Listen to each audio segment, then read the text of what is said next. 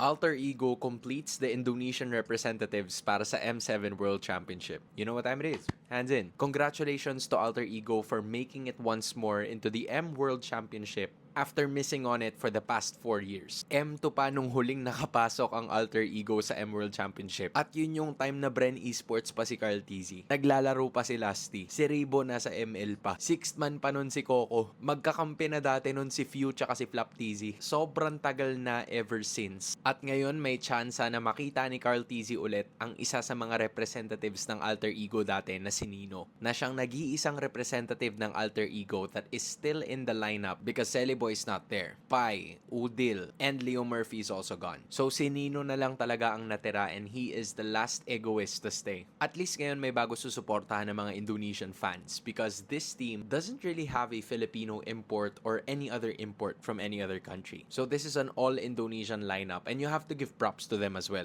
Kasi yung kanilang jungler na si Yazuke ay galing sa MDL at napatunayan niya sa serye kanina after winning 4-2 against EVOS and against Albert na kaya niya maipagsabayan sa mga big boys. At ngayon mabibigyan siya ng pagkakataon at tsansa to prove himself in the M7 World Championship. Ibig sabihin nito may bago tayong tatrash talkin. Pero syempre joke lang yun, kayo naman.